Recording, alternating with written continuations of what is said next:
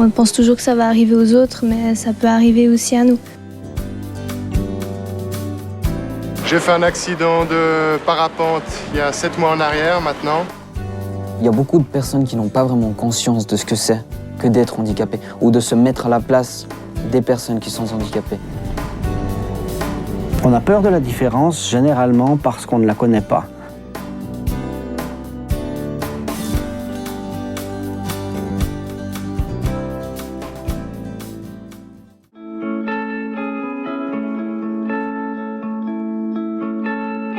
Le handicap, qu'est-ce que ça t'évoque?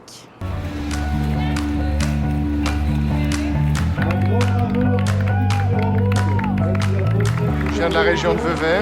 Je m'appelle Roger, j'ai 32 ans. J'ai fait un accident de parapente il y a 7 mois en arrière maintenant, avec une lésion à la moelle épinière, avec la première vertèbre lombaire qui a explosé dans le dos. C'est ce qui fait que je suis paraplégique incomplet.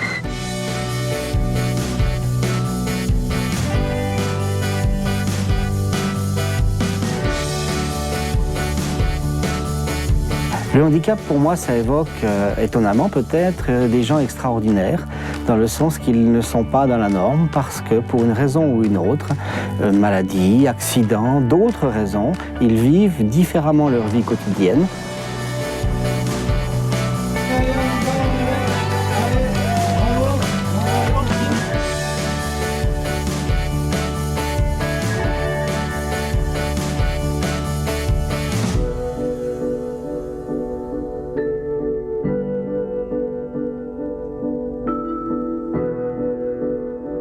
Je m'appelle Adrien et j'ai 19 ans. Je suis autiste. Le mot handicap, pour moi, c'est d'avoir une difficulté. Ouais, je pense que c'est une connotation un peu négative, surtout chez les jeunes. Je sais pas, quand on est à l'école, on traite de handicapé rien que pour s'amuser, rien que pour un peu embêter ou pour dévaloriser quelqu'un.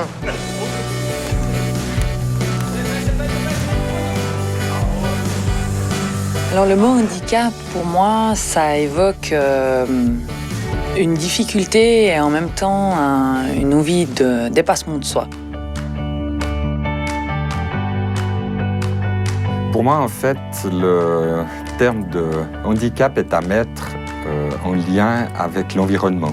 Le handicap est quelque chose qui émerge de l'interaction entre un individu qui a une incapacité et un environnement qui est plus ou moins adapté à ses besoins.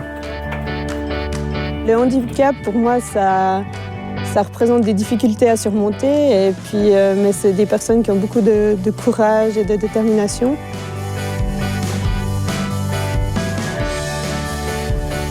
Le handicap, ça évoque la difficulté. Par exemple, les marches d'escalier devant les écoles où on ne peut pas entrer, ou alors pas d'ascenseur, pas de clé disponible pour les personnes handicapées.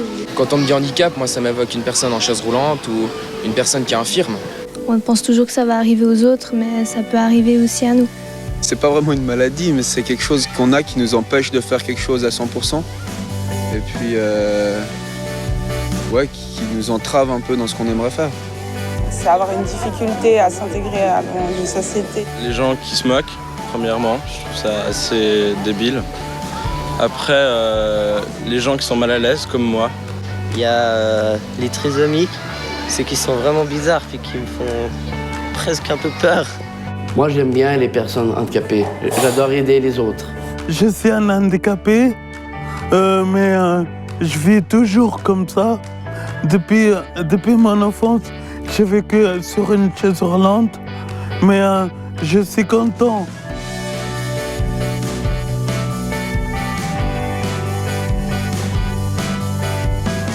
Alors quand je suis en contact avec des gens, je ne dis pas toujours tout de suite que je suis malentendante parce que vu que j'ai une très faible perte d'audition, j'entends pratiquement tout sur mes appareils. Donc c'est vraiment si la personne parle très lentement, très doucement, pardon, que je lui dirais que je suis malentendante et que j'ai besoin qu'elle parle plus fort. Je suis malentendante.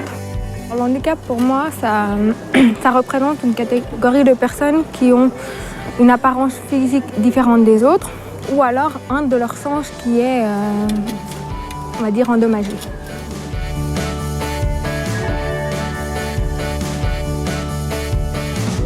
J'ai des problèmes d'audition depuis l'âge de 4 ans. Donc ça fait 27 ans que j'ai des problèmes auditifs. Pour moi, le mot handicap, ça évoque surtout la crainte. Parce que personnellement, je ne me sens pas vraiment handicapé. Je sais que je le suis, mais c'est plutôt la crainte quand je vois des personnes en chaise roulante ou bien des personnes qui ont un handicap visible. Comment est-ce que je vais vers eux? Qu'est-ce que je peux faire pour eux sans que ça soit déplacé?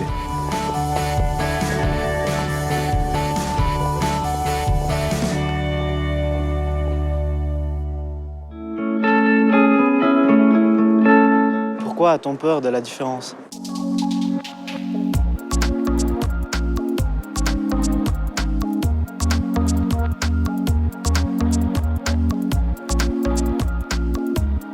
Alors parfois je parle aux plantes et puis je leur demande de revivre pour qu'elles reviennent, les plantes mortes pour qu'elles reviennent.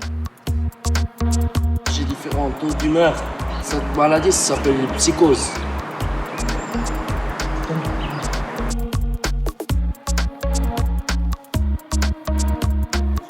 Quand on le dit à certains de ses amis, ils nous mettent à part. Ils ne veulent plus de relations avec nous. Ils nous disent qu'on est quelqu'un de pas normal. On est rejeté par sa famille, par ses parents, on est rejeté, on est renié par sa famille. Et puis on est mis à l'écart.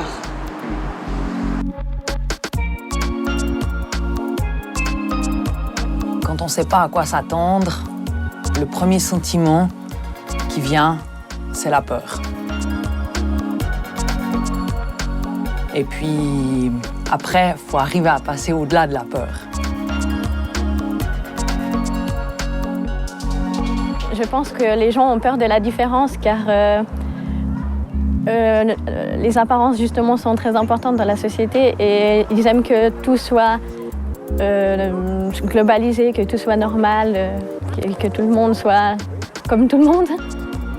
On a sûrement peur de la différence parce que ça choque les gens. Ça me fait pas peur, c'est que je me sens mal d'être comme je suis comparé à eux ce qu'ils sont. Oui, c'est vrai, étant petit, on est assez apeurés, on a un peu des angoisses. Peut-être parce qu'ils ne connaissent pas forcément ce que j'ai comme handicap. Ils sont bizarres, je sais pas, ils se tiennent bizarrement, ils ont une tête bizarre. C'est surtout ça qui me fait peur. Je pense qu'on oublie souvent quand on regarde des personnes bizarrement dans la rue ou que les gens font comme s'ils n'étaient pas là ou les ignorent. Je pense qu'ils ne se rendent pas compte qu'eux, ils le savent très bien qu'ils ne sont pas normaux.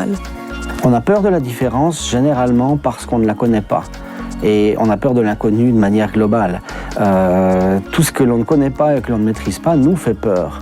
Du coup, une personne en situation de handicap, c'est quelque chose de différent, fondamentalement différent, et on a peur d'affronter parce qu'on a peur de ne pas savoir comment être, comment faire.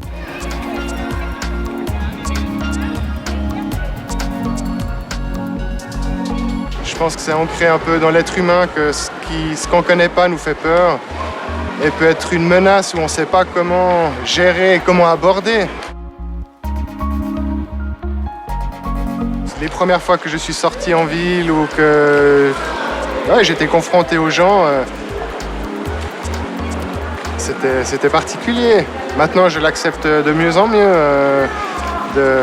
d'être comme ça en chaise et je vois que mon attitude fait beaucoup et si je reste quelqu'un d'ouvert, quelqu'un de positif, d'optimiste, d'amical, les gens vont aussi réagir comme ça en fonction. On fait toujours un peu miroir par rapport aux autres.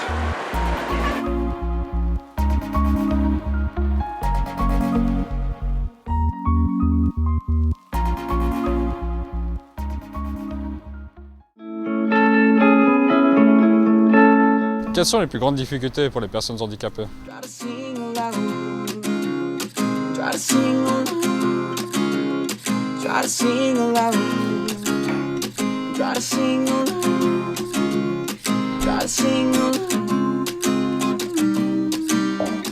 Il y a beaucoup de personnes qui n'ont pas vraiment conscience de ce que c'est que d'être handicapé ou de se mettre à la place des personnes qui sont handicapées. Je pense que c'est nous qui faisons d'eux des personnes anormales.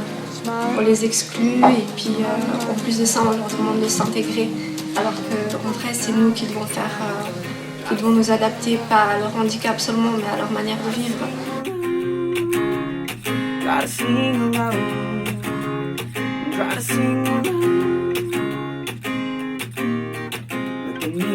It's probably gonna make me shy, talk to me. It's probably gonna make me cry, sing with me. The city will make you smile. You will see what we wanna see. We will do what we wanna do. I will take you away. We will be what we wanna be. There's no way I can't explain to you today. What's happening in my mind, it's happening in my head. So complicated, try to think about it. Oh, now. Les jeunes handicapés, la plus grande difficulté qu'ils rencontrent, c'est en fait le regard que la société porte sur eux. C'est vraisemblablement un problème lié à l'image de soi. On se compare à des modèles, des idoles. Et lorsqu'on ne ressemble pas à ces idoles, eh bien, on a tendance à se poser des questions sur sa propre identité, son image. Alors pour les jeunes, je pense que être différent des autres, déjà, ça peut poser pas mal d'obstacles dans la vie, que ce soit lors de la communication, lors de l'intégration ou encore tout simplement dans la vie de tous les jours. D'après moi, la grande difficulté quand on est jeune et handicapé, c'est de se sentir comme tous les autres et puis de se sentir intégré. J'ai pas eu d'amis jusqu'à l'âge de 16 ans parce que tout le monde m'ignorait et ne comprenait pas pourquoi j'avais une difficulté. Une personne qui est dans un fauteuil, elle aimerait bien forcément être dans un groupe, qui si elle ne peut pas l'être, elle va se renfermer sur elle-même. La société n'est pas adaptée, ou très peu adaptée aux besoins de ces personnes. Ces personnes sont contraintes de tout organiser, tout prévoir à l'avance.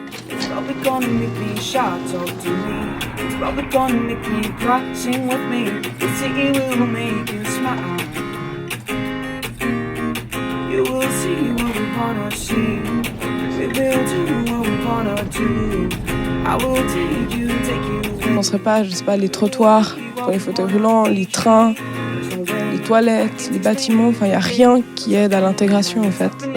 C'est plutôt moi c'est plutôt la confiance en moi dans mon métier. Je pense que pour les personnes handicapées, la chose qui manque, c'est la conviction et la confiance en soi en fait.